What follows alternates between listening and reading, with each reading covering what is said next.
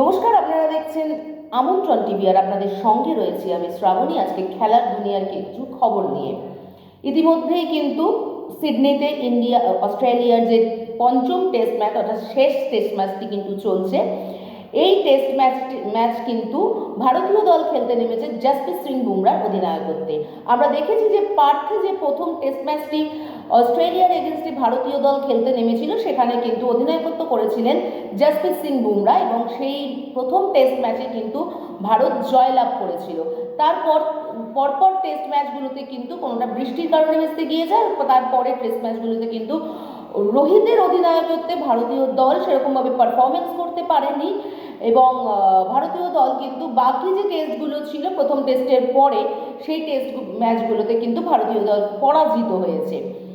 এবার কিন্তু ফের একবার শেষ টেস্টে জসপ্রীত সিং বুমরাকে কিন্তু অধিনায়ক হিসাবে বেছে নেওয়া হয়েছে। রোহিত শর্মা যেহেতু এই টেস্ট ম্যাচটি খেলছেন না, সেই কারণেই কিন্তু তাকে অধিনায়ক হিসাবে এই টেস্ট ম্যাচ তার তাকে খেলানো হচ্ছে এই টেস্ট ম্যাচে।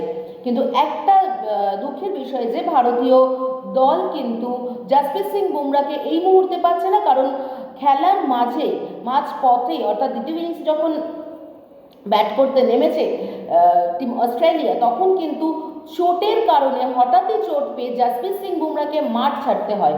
প্রথমে বোঝা যাচ্ছিল যে চোট হয়তো অতটা গুরুতর নয়, তিনি হয়তো মাঠের বাইরে গিয়ে কিছু ট্রিটমেন্ট করে আবার মাঠে ফেরত চলে আসবেন, কিন্তু না, তাতে পরবর্তীতে ক্যামেরায় যেটা ধরা পড়েছে সেখানে কিন্তু দেখা যাচ্ছে তিনি কিন্তু তার যে প্লেয়িং জার্সি, সেই প্লেয়িং জার্সি খুলে রেখে অন্য ড্রেসে কিন্তু তাকে দেখা গিয়েছে। সে কিন্তু যাচ্ছেন হসপিটালে তিনি গেছেন তার যে চোট লেগেছে সেই চোটটার এমআরআই করানোর জন্য বা এমআরআই স্ক্যান করানোর জন্য কিন্তু তাকে নিয়ে যাওয়া হয়েছে সেখানকার স্থানীয় হসপিটালে।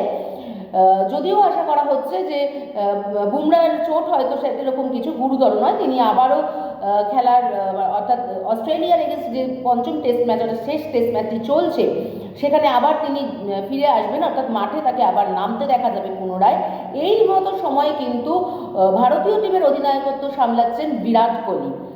ভারত কিন্তু এই পঞ্চম যে টেস্ট ম্যাচটি খেলতে নেমেছে অস্ট্রেলিয়ার বিরুদ্ধে সিডনিতে, সেই টেস্টে প্রথম ইনিংসে কিন্তু প্রথমের দিকের অর্থাৎ উপরের দিকের ওপেনার ব্যাটাররা কিন্তু সেভাবে কোনো দাগ কাটতে পারেনি। ব্যাটাররা কিন্তু ব্যর্থ হলেও এই টেস্ট ম্যাচে কিন্তু বোলাররা তাদের জাত চিনিয়েছেন। জসপ্রীত সিং বুমরা তো রয়েছেই, কিন্তু জসপ্রীত সিং বুমরার পাশাপাশি ভারতীয় দলে কিন্তু একাগ্র বোলিং অ্যাটাকে কিন্তু অস্ট্রেলিয়াকে প্রায় 281 রান করেছিল বা 285 রান করেছিল ভারত। সেই ক্ষেত্রে কিন্তু 281 রানের মধ্যে মাত্র 4 রানের লিড হলেও ভারতের কিন্তু 281 রানের মধ্যে কিন্তু অস্ট্রেলিয়া অল আউট করে দিয়েছিল ভারতীয় বোলাররা। সেক্ষেত্রে বলাই যায় যে ভারতীয় ব্যাটিংয়ের থেকে কিন্তু ভারতীয় বোলিং লাইন আপ এই মুহূর্তে অর্থাৎ এই যে শেষ টেস্ট ম্যাচ চলছে সিডনিতে, সেই টেস্টে কিন্তু ভারতীয় বোলিং লাইন আপ জ্বলে উঠেছে রীতিমতো। জসপ্রীত সিং বুমরা দুটো উইকেট পেয়েছেন এবং এছাড়াও কিন্তু সিরাজকে 3টে উইকেট পেতে দেখা গেছে। সর্বোচ্চ উইকেটধারী হচ্ছেন এখনো পর্যন্ত সিরাজ, 3টে উইকেট পেয়েছেন। জসপ্রীত সিং বুমরা পেয়েছেন 2টো উইকেট। এছাড়া আমরা ভারতীয় ব্যাটিংয়ের দিকে যদি চোখ রাখি, তো ভারতীয় ব্যাটিং ওপেনার থেকে শুরু করে তো KL রাহুল থেকে একমাত্র কিন্তু ঋষভ পন্থী সর্বোচ্চ 40 রান করেছেন। এছাড়া কিন্তু আর কোনো ভারতীয় ব্যাটারকে সেভাবে পারফরমেন্স করতে দেখা যায়নি, অর্থাৎ কিন্তু এর থেকে এটাই বোঝা যাচ্ছে ভারতীয় ব্যাটিং লাইন আপ কিন্তু শেষ টেস্ট ম্যাচে এসেও ফের একবার ব্যর্থ হলো।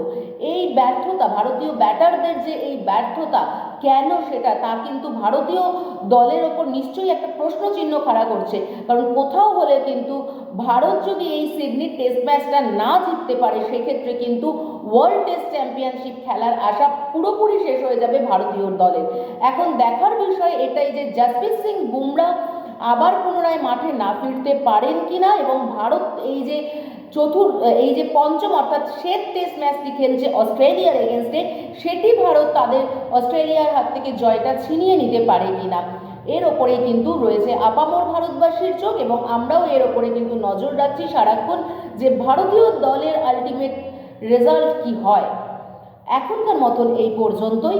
আপনারা দেখতে থাকুন আমন্ত্রণ টিভি। আমন্ত্রণ টিভি সাথে থাকুন, পাশে থাকুন এবং আমন্ত্রণ টিভির যে ইউটিউব চ্যানেলটি রয়েছে সেটি লাইক, শেয়ার এবং সাবস্ক্রাইব করুন।